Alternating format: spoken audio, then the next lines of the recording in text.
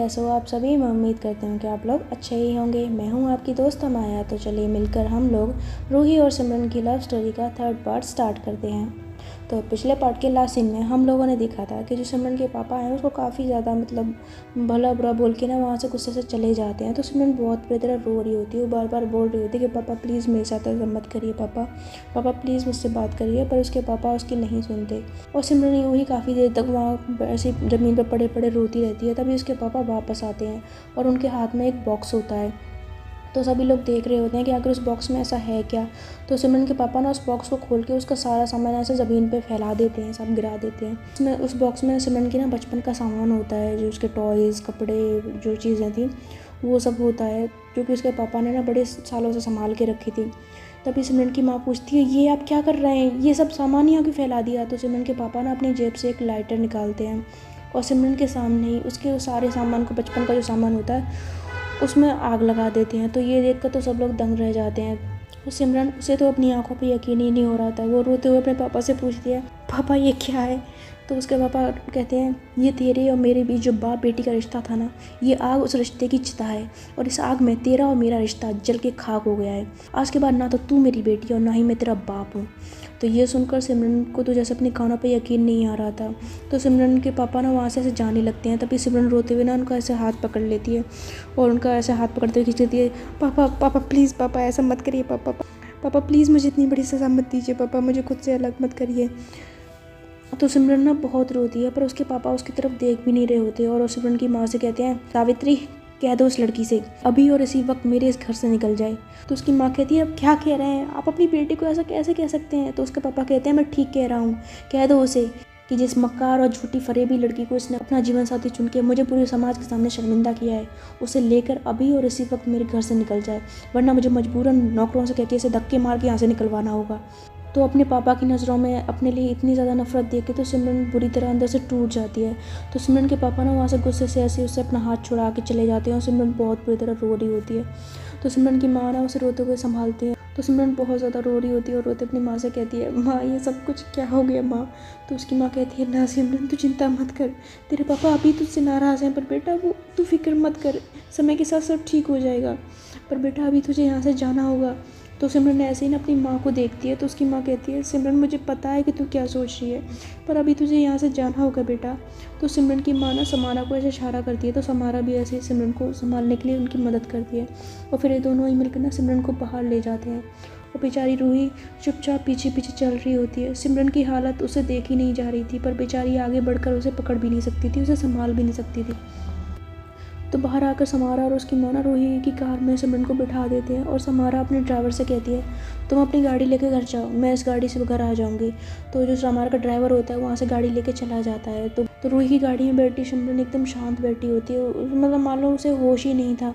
उसकी आंखों से आंसू तो बह रहे थे पर रोने की एक सिसकारी भी सुनाई नहीं दे रही थी। तो सिमरन की माँ रूही के सर पे ऐसे हाथ रखती है और फिर हाथ जोड़ कर कहती है, बेटा प्लीज़ मेरी सिमरन का ख्याल रखना।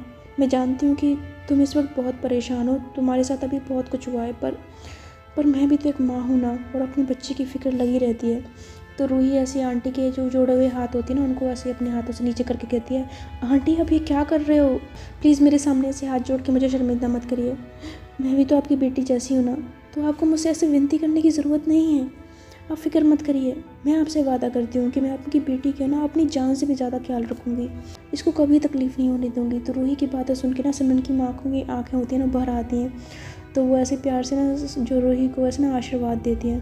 तो जो समारा होती है वो ड्राइविंग सीट पे ऐसे बैठ रही होती है। तभी रूही एकदम से ना उसका हाथ पकड़ लेती है। तो समारा कहती है, क्या हुआ।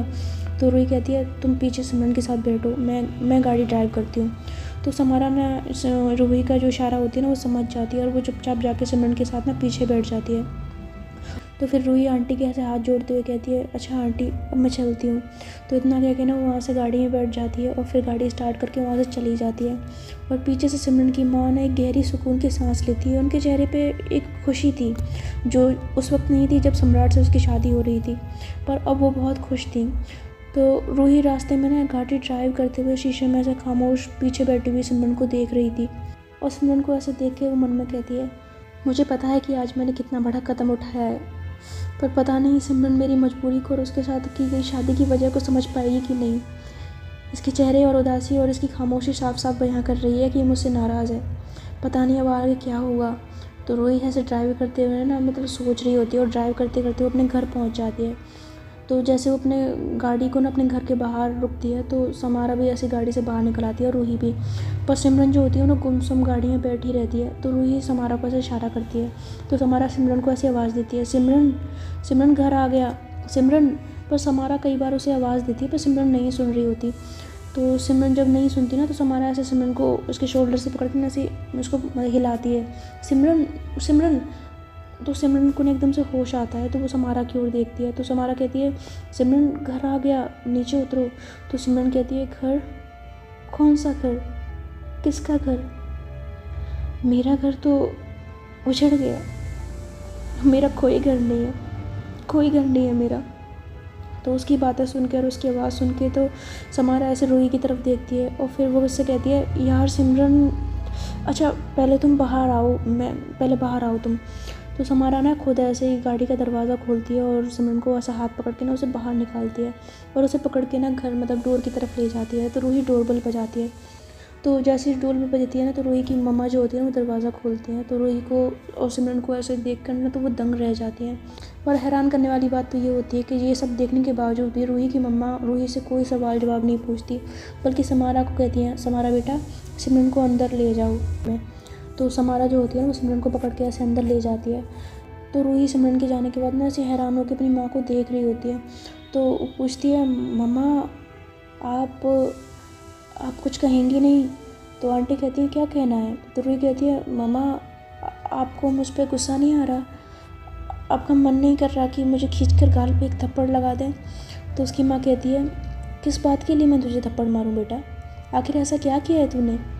तो रूही कहती है, पर मम्मा मैंने आज जो किया है, इतना बड़ा कदम उठाया है, इतना बड़ा कदम उठाने से पहले मैंने एक बार भी आपसे नहीं पूछा आपकी क्या आपको मुझ पर गुस्सा नहीं आ रहा? तो उसकी मम्मा कहती हैं, रूही बेटा देख, तूने जो किया, जैसा किया, जिन हालातों में भी किया, मुझे नहीं जानना। बस मैं इतना जानती हूँ कि मेरी रूही कभी भी गलत नहीं हो सकती। मेरे लिए मेरी रूही मेरा गुरूर है, और जो कुछ भी हुआ वो तो मैं टीवी पे पहले ही देख चुकी हूँ, या यूँ कहूँ कि पूरा शहर ही देख चुका है। पर अब जो हो गया है बेटा, हम उसे बदल तो नहीं सकते, पर हाँ सच को स्वीकार ज़रूर कर सकते हैं। तो अपनी माँ की ऐसी बातें सुन के रूही का ना दिल और आंखें भर आती हैं, और वो रोते हुए ना अपनी माँ को ऐसे कस के उनके गले लग जाती है। तो रोते हुए कहती है, मुझे माफ़ कर देना मम्मा, अगर मैंने ये सब करके आपका दिल दुखाया हो तो। पर मम्मा मेरे पास दूसरा कोई रास्ता नहीं था सिमरन को बचाने के लिए। तो रूही ना ऐसे ससक के रो रही होती है। तो उसकी मम्मा उसको ऐसे ना संभालते हुए और उसको ऐसे पीछा करती हैं। तो उससे कहती हैं, रूही पागल, तू ऐसा क्यों सोचती है कि तूने मेरा दिल दुखाया है? बेटा तूने मेरा कोई दिल नहीं दुखाया है, बल्कि तूने तो किसी की ज़िंदगी बचाने के लिए ये कदम उठाया है। और चल अब बस बहुत हो गया, बहुत रो ली तू, और ये जाके ना पहले अपने ये कपड़े बदल ले, पूरी लड़का लग रही है। अगर तेरे सर पे ये लंबे बाल ना हो ना तो कोई पहचान भी ना पाए। तो जो रूही होती है ना वो ऐसे हल्का सा मुस्कुरा जाती है। तो उसकी माँ ना उसके ऐसे हाथ से पूछती है, उससे कहती है, अच्छा ठीक है, जाओ पहले कपड़े बदल के आ। तो फिर रूही जो होती है ना वो अपने रूम की तरफ जाती है, तो जहाँ पर सिमरन होती है। तो रूही जैसे ही कमरे के अंदर आती है ना, तो जो समारा होती है उसे देखती है तो कहती है, अरे रूही तुम आ गई, अच्छा हुआ तुम आ गई, अब बहुत रात हो गई है तो मैं अब घर चलती हूँ। तो रूही ऐसे ना हाँ में सर हिलाती है। तो फिर समारा रूही को ऐसे गुड नाइट बोलती है, और उसका ऐसे हाथ पकड़ के ना उसको इशारा करती है कि डोंट वरी, सब ठीक हो जाएगा। और उसके बाद समारा वहाँ से चली जाती है। तो अब बेचारी रूही चुपचाप खड़ी सिमरन की ओर देख रही थी। उसे समझ नहीं आ रहा था कि अब वो सिमरन से बात कैसे करे, उसे क्या समझाए, उसे क्या कहे। तो वो चुपचाप ना कबर्ड से अपने ऐसे कपड़े निकालती है, और फिर वॉशरूम में जाकर ना चेंज करके बाहर आती है। तो बाहर आके वो देखती है कि सिमरन बिल्कुल खामोश है, वो कुछ नहीं बोल रही, कुछ भी रिएक्ट नहीं कर रही है। तो रूही सिमरन से बात करने की ना ऐसे कोशिश करती है, ऐसे वैसे इतना बोलती है, पर वो ना इतना बोल के रुक जाती है, एकदम से खामोश होकर मन में सोचती है, नहीं शायद ये सही वक्त नहीं है इससे बात करने का। एक काम करती हूँ, इससे कल सुबह बात करूँगी, हाँ यही सही रहेगा। तो वो ऐसे ना सोच रही होती है, तभी जो उसकी मम्मा होती है ना वो उन दोनों के लिए रूम में ना खाना लेकर आती हैं। तो उनसे कहती हैं, बच्चों ये लो तुम लोग का ना खाना खा लो, तुम लोगों ने पक्का कुछ नहीं खाया होगा। तो ऐसी ना रूही जो होती है वो अपनी माँ के हाथ से खाना लेते हुए कहती है, माँ इसकी क्या ज़रूरत थी, मुझे भूख नहीं लगी है। तो उसकी माँ कहती है, तुझे भूख नहीं लगी है, सिमरन को तो लगी होगी ना। और तो रूही ना ऐसे खाना लेके कहती है, अच्छा माँ ठीक है, कोई बात नहीं, मैं खा लूँगी। तो उसकी माँ कहती है, खा लूँगी नहीं, सिमरन को भी खिला देना। तो रूही ऐसे ना हाँ में सर हिलाती है और मम्मा वहाँ से ना खाना देकर उनसे बाहर चली जाती हैं। तो बेचारी रूही को अब कुछ समझ नहीं आ रहा होता कि वो अब अगर क्या करे। तो वो सिमरन को ऐसे खाना जो होता है ना उसको देते हुए कहती है, सिमी ये खाना खा लो तुम। तो रूही इतना कहते हुए ना खाने की प्लेट को सिमरन की ओर दे ही रही होती है, तभी एकदम से जो सिमरन होती है वो उस प्लेट को ना ऐसे हाथ मार के उसका पूरे खाने को ज़मीन पे फेंक देती है और गुस्से से कहती है, खबरदार खबरदार, जो मुझे अपनी इस गंदी ज़बान से तुमने मेरा नाम लिया तो तुम जैसी गिरी हुई और मक्कार लड़की को मुझे सिम्मी कहने का कोई अधिकार नहीं है। और वैसे भी जिनको ये अधिकार था ना उन्हें तो तुमने मुझसे छीन ही लिया है। क्या चाहती हो तुम, बताओ क्या चाहती हो तुम। तो रूही कहती है, सिमरन ऐसा कुछ नहीं है, तुम गलत समझ रही हो। तो ये सिमरन होती है वो कहती है, क्या गलत समझ रही हूँ, हाँ क्या गलत समझ रही हूँ। रूही तुम पैसों के लिए इतना गिर जाओगी मैंने कभी सपने में भी नहीं सोचा था। पैसों के लिए, मेरी प्रॉपर्टी के लिए तुमने धोखे से मुझसे शादी कर ली। आखिर क्यों किया तुमने मेरे साथ, हाँ तूने एक बार भी नहीं सोचा कि शादी का अंजाम क्या होगा। ऐसा क्यों किया तुमने मेरे साथ रूही, क्यों किया मेरे साथ ऐसा, क्यों धोखा दिया तुमने मुझे। तो जो सिमरन होती है ना वैसे रोते हुए रूही को पकड़ के ना मतलब उसके कपड़े पकड़ के फिर वैसी ज़मीन पे ना रोते हुए गिर जाती है। तो रूही से उसको ऐसा देखा नहीं जा रहा होता, उसे बहुत तकलीफ़ हो रही होती है। तो वो उसे उठाने के लिए ना ऐसे अपना हाथ आगे करती है, पर जो सिमरन होती है ना उसको एकदम से ऐसे धक्का मार के ना पीछे कर देती है और उसे गुस्से में कहती है, हाथ मत लगाना मुझे, अपने इन गंदे हाथों से छूना मत मुझे। तो रूही रोते हुए कहती है, सिमरन तुम ये क्या कह रही हो। तो रूही कहती है, सही कह रही हूँ मैं, दूर रहना मुझसे। तो रूही रोते हुए ना उसके पास आके कहती है, सिमरन सिमरन प्लीज़ मेरी बात सुनो, तुम जो समझ रही हो वैसा कुछ भी नहीं है। सिमरन प्लीज़ एक बार मेरी बात तो सुन ले, मुझे समझाने का मौका तो दो। तो रूही बहुत बोलती है पर सिमरन उसकी बात नहीं सुनती और वो रूही को ना ऐसे पीछे धकेलते हुए कहती है, मैंने कहा ना मुझसे दूर रहो। तो बेचारी रूही को ना जब धक्का लगता है तो वो पीछे जाकर ना टेबल से टकराती है, तो उसके हाथ में चोट लग जाती है और मतलब हल्का सा खून भी निकल आता है। पर सिमरन को इससे कोई फ़र्क नहीं पड़ता और ऐसे ही रोते रोते ना इन दोनों की रात गुजरती है। सिमरन बेड पे पड़ी पड़ी रोती रहती है और रूही ज़मीन पर बैठी बैठी रोती रहती है। उसे समझ नहीं आ रहा होता कि सिमरन के मन में जो गलतफहमी बैठी है उसे वो कैसे दूर करे। उस रात सिमरन जितना रोती है ना उससे कई ज़्यादा तकलीफ़ तो अंदर ही अंदर रूही को हो रही होती है। वो बेचारी अंदर ही अंदर बहुत ज़्यादा रोती है, पर अफसोस सिमरन को उसकी तकलीफ़ का ज़रा सा भी एहसास नहीं होता। और रात के सन्नाटे में रोते रोते ही इन दोनों की ऐसी सुबह हो जाती है। ये दोनों रोते रोते यूँ ही रात गुजारते हैं पर इन्हें नींद नहीं आती। तो सुबह रूही की मम्मा जो होती है ना वैसे दरवाज़ा खटखटाते हुए कहती हैं, रूही बेटा सुबह हो गई, उठ जाओ, तुम लोग जल्दी से तैयार हो जाओ, तब तक मैं पूजा कर लेती हूँ। तो ऐसा कहके ना आंटी वहाँ से चली जाती हैं। तो सिमरन भी ना आंटी की आवाज़ सुन लेती है, तो वो भी बेड से उठ के ना ऐसे बैठ जाती है। और जो रूही होती है वो जल्दी से वो रात का खाना जो सिमरन ने गिरा दिया था उसे समेट के ना वो साफ़ कर देती है उस जगह को। और फिर ना वो हिचकिचाते हुए ना सिमरन के पास आकर उससे कहती है, देखो मैं जानती हूँ कि तुम मुझे पसंद नहीं करती हो, मुझे एक बुरी इंसान समझती हो, और सच कहूँ तो मेरे पास अभी तुम्हारी इस गलतफहमी को दूर करने का कोई सबूत नहीं है, पर मैं तुमसे हाथ जोड़ के एक रिक्वेस्ट करना चाहती हूँ। तो रूही ना सिमरन के सामने से हाथ जोड़ के कहती है, सिमरन हमारे बीच जो भी कड़वाहट है, मुझे लेकर तुम्हारे मन में जो भी नफ़रत है, गुस्सा है, जो कुछ भी है, वो तुम बस हम दोनों तक ही रखना। तो सिमरन ना रूही को ऐसे गुस्से वाली निगाहों से देखती है। तो रूही उसकी निगाहों को देख कर कहती है, सिमरन मेरे कहने का मतलब ये है कि मेरी माँ के सामने प्लीज़ तुम कभी कुछ ऐसा मत करना जिससे उन्हें हर्ट हो। सिमरन मैं अपनी माँ से बहुत ज़्यादा प्यार करती हूँ, मेरी माँ मेरी पूरी दुनिया है और वो एक हार्ट पेशेंट भी है। डॉक्टर ने साफ साफ कहा है कि उन्हें कोई भी तकलीफ़, कोई भी सदमा नहीं देना है, वरना वो बर्दाश्त नहीं कर पाएंगी। और अगर हम दोनों को वो ऐसे लड़ते हुए देखेंगी, हमारे रिश्ते को ख़राब होते हुए देखेंगी, तो मुझे नहीं पता क्या होगा। पर इसलिए प्लीज़ सिमरन इतना एहसान कर दो मुझ पर, मैं तुम्हारे सामने हाथ जोड़ के भीख मांगती हूँ, प्लीज़ प्लीज़ हमारी लड़ाई को हम तक ही रखना, कभी माँ के सामने जाहिर मत होने देना। तो ऐसा कहते हुए ना रूही की आंखों में आंसू भी होते हैं, पर सिमरन को उसकी आंखों से ज़्यादा फ़र्क तो नहीं पड़ रहा होता, पर उसकी बातों का उस पर थोड़ा बहुत असर हो रहा होता है। तो वो कुछ नहीं कहती, वो खामोशी रहती है। और जो रूही होती है वो ऐसे ही फिर अपनी बात कहने के बाद ना जो खाने की प्लेटों को होती है उनको उठाकर ना रूम से बाहर चली जाती है।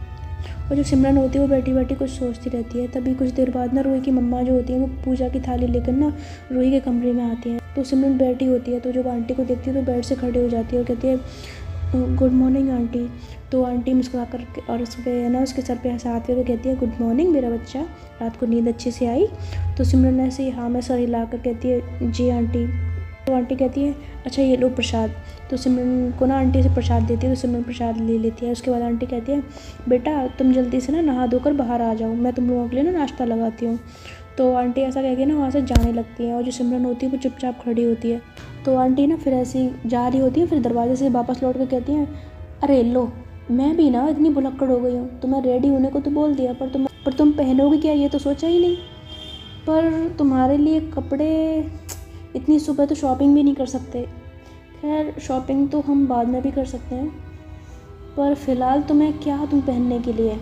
तो आंटी ने ऐसे सोच रही होती है, फिर कहती है अच्छा बेटा 1 मिनट रुको, मैं अभी आती हूँ। तो आंटी जो होती है ना वो ऐसे फिर रूम से बाहर जाती है और कुछ देर बाद वापस आती है और एक न्यू मतलब बिल्कुल न्यू रेड कलर की ना साड़ी देते हुए सिमरन से कहती है, ये लो बेटा, सॉरी वो अभी इसके अलावा ना घर में कुछ भी न्यू नहीं है, बाकी जो कपड़े हैं वो रूही के हैं और इतने न्यू भी नहीं है, तो इसलिए ये साड़ी मिली। दरअसल ये साड़ी ना मैं रूही के लिए लाई थी, तुम्हें तो पता ही होगा कि वो साड़ियों की कितनी शौकीन है, उसे साड़ियाँ बहुत ज़्यादा पसंद है। तो सिमरन ने ऐसे रूही को माँ के सामने ना देख रही होती है और उनके सामने ऐसे फेक स्माइल करती है। तो आंटी हंसते हुए कहती है, अच्छा बेटा तुम जाके ना तैयार हो जाओ और आके नाश्ता कर लो, उसके बाद हम लोग ना शॉपिंग पे चलेंगे, तुम्हारे लिए कपड़े और कुछ सामान भी लेना है ना। तो जो ऐसा कहकर ना आंटी सिमरन के ऐसे प्यार से हाथ फेरती है ना उसके गाल पे, और जो सिमरन होती है फेक स्माइल करती है। तो और आंटी फिर वहाँ से चली जाती है।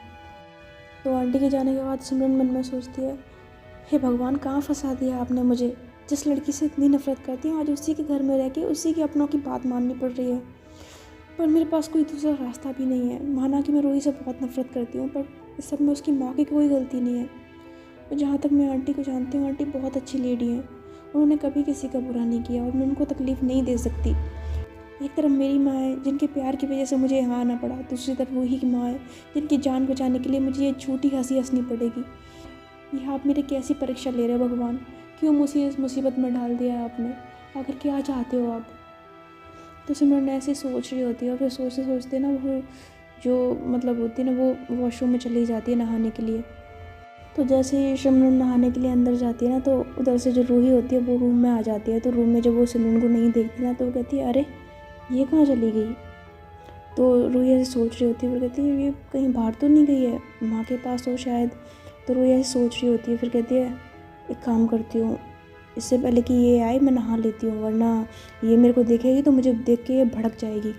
तो रूही ना अपने जो कबर्ड से होते हैं ना अपने कपड़े निकालती है और कपड़े निकाल के ना वो ऐसे ही, उसको पता नहीं होता ना कि सिमरन भी उसी में गई हुई है। तो जो अंदर से सिमरन ने भी ना वॉशरूम ब्लॉक नहीं किया होता, तो जो रूही होती है ना वो ऐसी बिना आवाज़ दिए, बेचारी को पता ही नहीं होता तो आवाज़ भी किसको देती तो वो घुस जाती है। और जैसे ही वो अंदर घुसती है ना तो जब सिमरन इसको देखती है और ये सिमरन को देखती है तो सिमरन ऑलमोस्ट अपने कपड़े उतारने वाली होती है, तो उसको देखती है ना तो ज़ोर से चिल्लाती है आ। तो जब ये सिमरन की चीख सुनती है ना तो ये भी ज़ोर से चिल्लाने लगती है। तो जब सिमरन देखती है कि रूही चिल्ला रही है तो कहती है, ए तुम क्यों चिल्ला रही हो। तो रूही कहती है तुम चिल्ला रही हो। तो कहती है मैं तो तुम्हारी वजह से चिल्ला रही हूँ। तो रूही कहती है हाँ मैं भी तुम्हारी वजह से चिल्ला रही हूँ। तो रूही कहती है तुम अंदर क्या कर रही हो। तो रूही कहती है अरे तो अंदर क्या करते हैं, जो सब करते हैं वही करने आई हूँ। तो आज की स्टोरी में सिर्फ इतना ही। तो फाइनली चलो कुछ तो इनके बीच में थोड़ी सी हंसी मजाक वाली या कुछ तो चीज़ हुई फ़नी टाइप की, वरना 3 एपिसोड में तो लगातार रोने धोने वाली चीज़ें चल रही थी। खैर ये थोड़ा ही था, अब नहीं इतना रोना धोना। बाकी आई होप आपको ये स्टोरी पसंद आई हो। अगर स्टोरी पसंद आई तो कमेंट करके बता सकते हैं। साथ ही साथ मेरे चैनल सब्सक्राइब नहीं करा है तो चैनल सब्सक्राइब भी कर सकते हैं। और मेरा न्यू चैनल है, उसका लिंक है कम्युनिटी में, उस पर भी आप गुल्की और युक्ति की लव स्टोरी सुन सकते हैं। तो फिर आज के लिए सिर्फ इतना ही, दीजिए मुझे इजाज़त। मिलते हैं इस स्टोरी के नेक्स्ट पार्ट में, तब तक के लिए आप लोग अपना ख्याल रखिएगा।